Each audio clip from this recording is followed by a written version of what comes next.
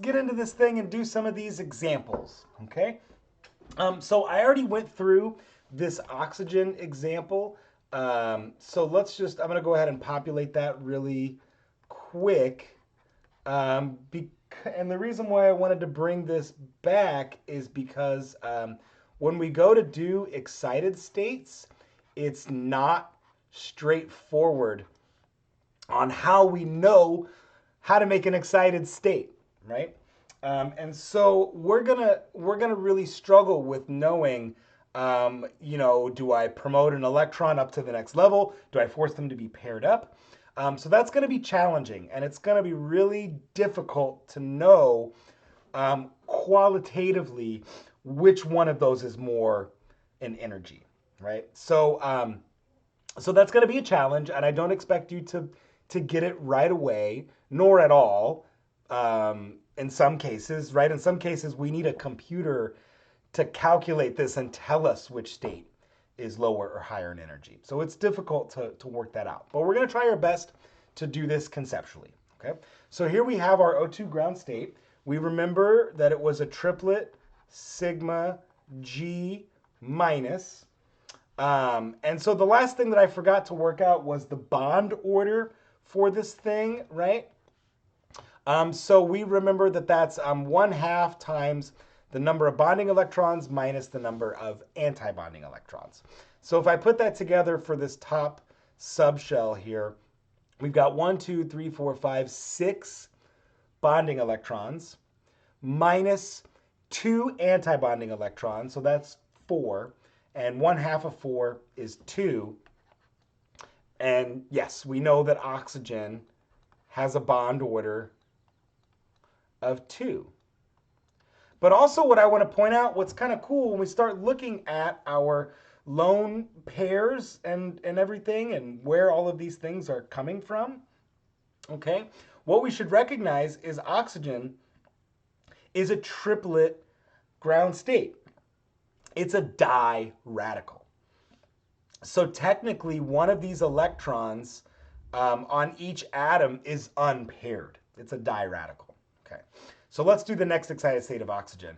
And I'll start by filling in everything up to the last electron that I want to promote, because we're only going to promote one electron at a time. Okay.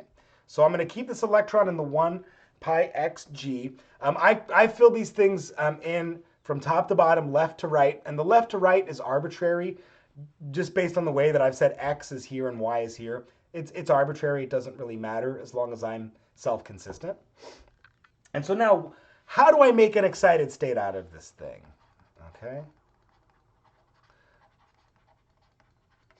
Well, I could promote that electron way up to the 2 sigma u. That would definitely be an excited state, right?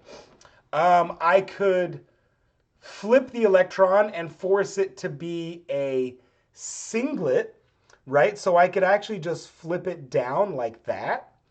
And that would also be an excited state, okay? As it turns out, the next excited state, or I should really say the very first excited state of O2 is created with this orientation, okay? By forcing this electron to pair up. And again, it's not straightforward how we could predict that conceptually. We would have to do a calculation to predict that, okay? And I'm going to show you, at the end of all these examples, I'm going to show you some hardcore calculations of simple homonuclear diatoms to really impress upon you how complicated these simple little molecules get. Okay, let's do the term symbols, right? So hopefully you recognize by now, when we see all of these things paired up and symmetrical, right? So my 1 pi xu, my 1 pi yu, that's symmetrical. That's all going to cancel out to 0, all right? So the only thing I need to worry about when calculating my big lambda is going to be this upper level here, and both electrons are in the pi xg, which I'm going to give a value of -1 and -1 to give me -2. And we recognize the absolute value of -2 is 2. and that's going to give me a delta state. Okay, so it's a delta. Lovely. Hopefully, and I'm going to put the final answer down here. Okay. So my everything is all paired up. So hopefully that you recognize that that's got to be a singlet. Okay. And we can also see that because it's not a sigma state, I don't need to worry about the minus or the plus, right? We only do that for minuses or pluses. I can also see that there's no spin orbit splitting to worry about because it's a singlet state. So I don't have to worry about the 3/2 or the 1/2. And so the last thing I need is my symmetry parity term. And so there's a G and a G. G times G gives me a G. And so this is a singlet delta G is the term symbol for the next excited state. Okay. And what about the bond order? Well, the bond order, hopefully you can see the bonding order for this thing is still going to be 2 because I didn't change the number of bonding or anti-bonding electrons. However, if I want to go to the next excited state after this, then I'm going to start promoting things into that anti-bonding orbital, and it will very likely create, well, I shouldn't say very likely, it will create a repulsive state because we'll start diminishing that bonding order. Okay, so let's go to the next example. Nitrogen. Okay, and so I've done the nitrogen ground state already. So let's just go ahead and fill that out quickly. And so we remember that nitrogen, because it's the half filled or less, its order is switched. Right, the pi's are lower in energy. So that's important for getting the right term symbol. Okay. And then, yep, 2 sigma. And hopefully we remember that nitrogen is just a closed shell, 1 sigma G plus. So when we can see all the bonding orbitals there are closed up, it's got to be 1 sigma G plus. And we know it's a bonding order of 3 because it's 1, 2, 3, 4, 5, 6 bonding electrons minus 0 antibonding electrons and then 1/2 of that. And we know that nitrogen is a triple bond. Okay? Great. So now what about an excited state of nitrogen? So how are we going to promote that electron appropriately? So I'm going to put 1 there, and now I have to decide what I'm going to do with this 1 electron. And as you can see, the only place that it can go is to get promoted. And like I said, arbitrarily, I just pick the 1 pi xg. And I could cause these two things to be a singlet, so I could promote it up, but it could be spin down. But the lowest configuration is with this being a triplet. So this is the next, or excuse me, I should say this is the first nitrogen excited state. The next excited nitrogen state would be created by flipping that electron. But like I said, it's not straightforward arriving at that. Okay, so let's add up all these terms. Okay, so I'm not going to worry about the 2s block here. I'm not going to worry about the 1 pi xu or 1 pi yu. But now these open subshells here, I can see that my lambda is going to be a 0 for that sigma bond and a -1 for the x. So that's going to give me, -1. The absolute value of that is 1. So that's going to be a pi.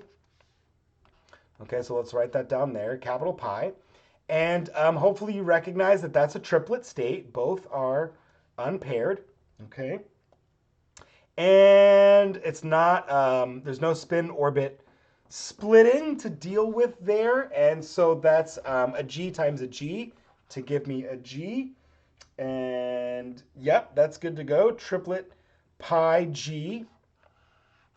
But now what about the bonding order? Okay. Well, we've got a 1, 2, 3, 4, 5 bonding electrons minus 1 antibonding electron to give me 4, and 1/2 of 4 is 2. So a bond order of 2 is still fairly stable, but it's less stable than our bonding order of 3. And I'm going to show you what that destabilization looks like momentarily as we go from the singlet sigma G plus state, the ground state, to the triplet pi G state. Okay? So I'm going to show you what that looks like on its potential energy diagram. So what about if I start doing ions? Okay, well remember N2 minus looks like this, or excuse me, N2 looks like this. So to create N2 minus, I'm going to add one extra electron. Okay. So there's my N2 ground state. I add one extra electron. And you can see that's going to make a doublet state. Hopefully by now you can see the way that this is going. That's going to be a pi. And it's going to be a doublet pi because, you know, all my sigmas and my pi used cancel out. So I've just got a value of 1 there. And now because I've got a doublet, I recognize that spin orbit splitting is important here. And anytime I make a doublet pi, it's going to be doublet pi 3/2 and doublet pi 1/2. So there will be spin orbit splitting, and in the N2 minus spectrum, in its ground state, we would see doublets. Okay, we'd see 2 lines. Okay, so what about if I do N2 plus? Well, I'm going to have to start taking electrons away. Okay, so remember, N2 ground state looked like this. So I'm going to remove 1 electron from the 2 sigma G.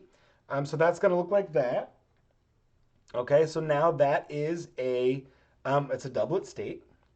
Hopefully you recognize that it's a sigma because, again, the pi u's will all cancel out to 0. So I've got 1 electron in a sigma state. So that's going to be, you know, lambda equals 0, which is sigma.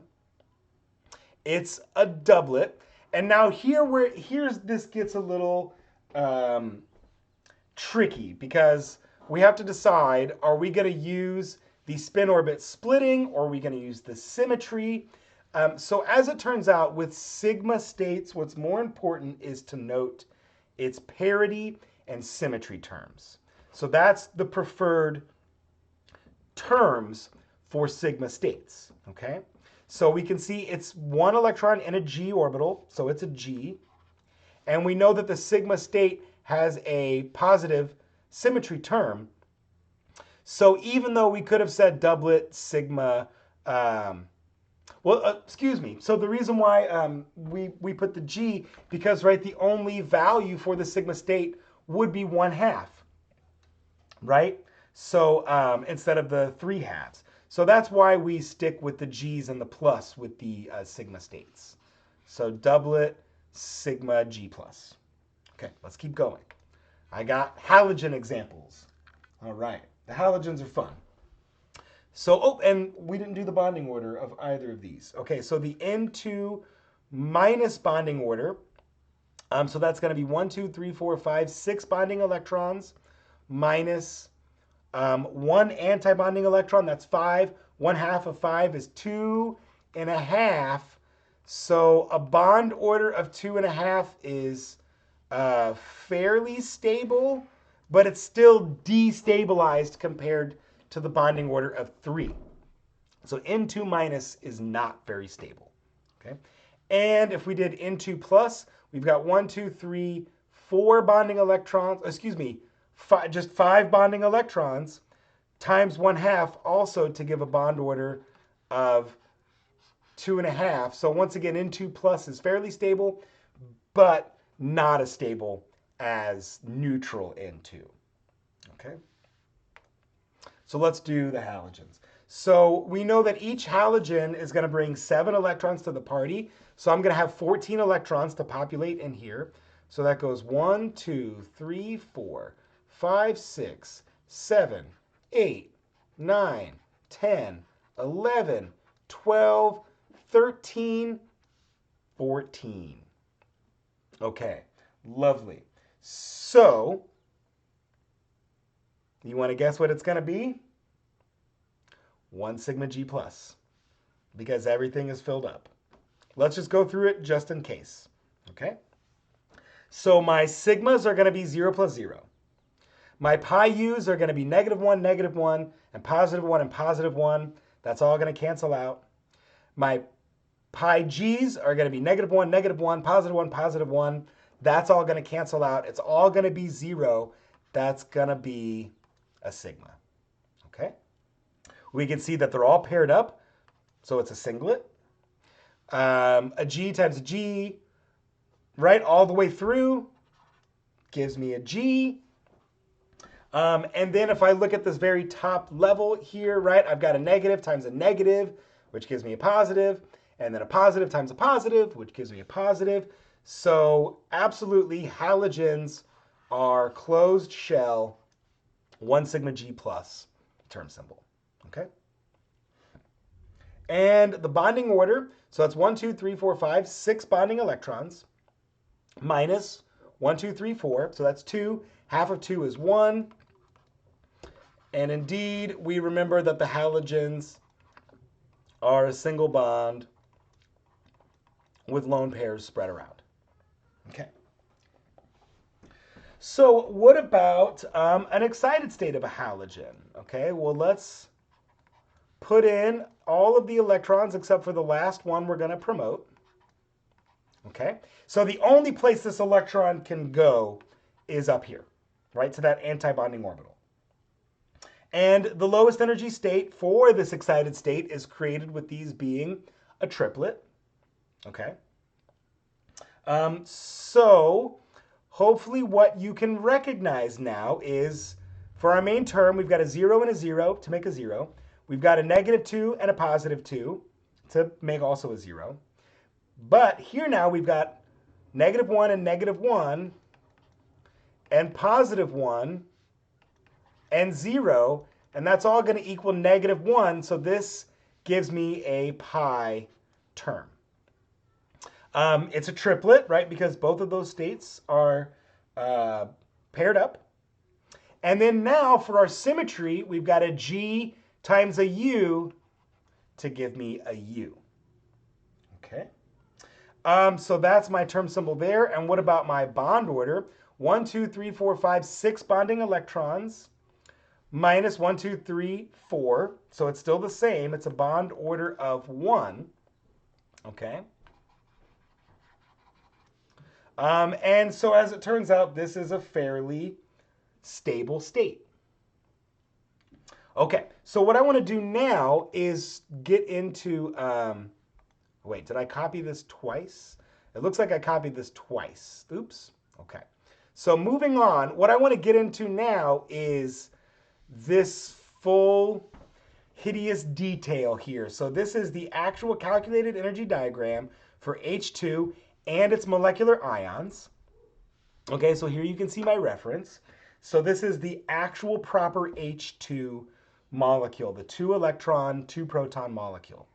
And what I want to point out, there's a couple really cool features right here. Number one, we can see this 1 sigma G plus, but then it's got this capital X. Capital X gives us the ground state. Conveniently, gives us the ground state. Okay? And then now what we start seeing, we use typically uppercase letters. So uppercase A would give me the first excited state as a singlet.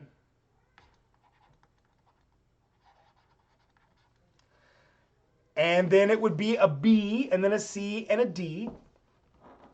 And interestingly on here, what I still can't figure out about this particular person's diagram is they don't have that capital A state. Right here they've got the first, they've got B, the B state there, but they're missing that A state, which has been driving me crazy. But all the same, we would then use a lowercase a to describe the first excited state as a triplet. And so you can see that one right here. So there is the A triplet sigma G plus. Okay, and so you can see it's right here. It's this bound state. Well, so now let's go back to this ground state, right? The X singlet G plus. Okay, so what's kind of cool, what you can see then is, it's right around the 1 Bohr, which is about an angstrom or so. And then now what you can also see is if we go out to really far distances, we've now got 2 separate H1s atoms. Okay. So what's also cool is now when we look at the repulsive state here created by the triplet sigma U plus, right, you can see that that is repulsive. There's no bound state, so that's describing an anti-bonding state. And as you go through here, you can see we've got, just for our simple H2 molecule, right? Loads and loads of excited states that show minima, that show that they are bound. We've also got loads and loads of states that are repulsive. And so what's also on this diagram are its molecular ions as well. Okay, so that's kind of what we're seeing way up here, and using slightly different term symbols that we're not going to worry about too much. So the next one that I wanted to show off is nitrogen and all of its hideous complications. So way down here, so I've zoomed in on it. So way down here is N2 and all of its various excited states. So you can see and here I've zoomed in. So here you can see the X, right, singlet G plus. Right, that's the ground state. It's also showing you all of these upper levels correspond to N2 minus. Okay. And now what you can also see on these levels right here are the vibrational levels, right? Just like we in our harmonic oscillator model, right? We've got this harmonic well, this potential energy well. And within it, right, there's nu equals 0, the ground state, nu equals 1, nu equals 2, nu equals 3, etc. So this is what we call the vibronic structure. So we're seeing the vibrational energy levels and the electronic energy levels all on one disgustingly complicated and beautiful graph. So here you can see they've properly indicated the first term. And, this person used a capital. So let's see here. I have to think about these terms here now, the capitals. So on here, this person used a capital A to describe the first triplet state. And then they used a capital B. And then they used a lowercase a to describe the first singlet state. So I'm going to have to work out why they are backwards here. So I'm going to draw arrows here.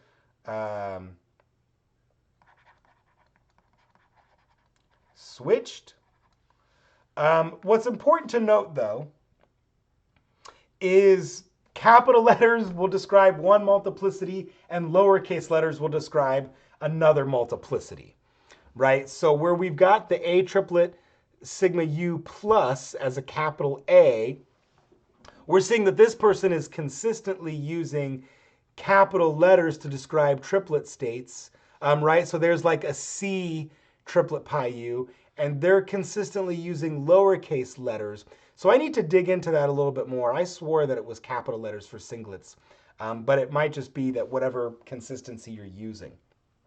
What I also like to point out on this diagram, what's really cool is when you look way out into the separated atoms, you can see now the atomic term symbols of nitrogen.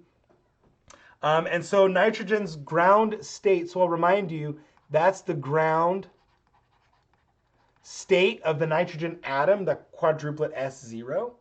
So, but what's also cool when you look at these fragments, you can tell now that This, doublet P0, doublet D0, triplet P, those are excited states of the atoms. And that makes good sense, right? Because when they're fragmenting, there is now excess energy in these fragments, and that excess energy has to be absorbed somewhere, so that the excess energy from the molecular excited states ends up resulting in atomic excited states, which is also kind of cool to see that all manifested on the same diagram.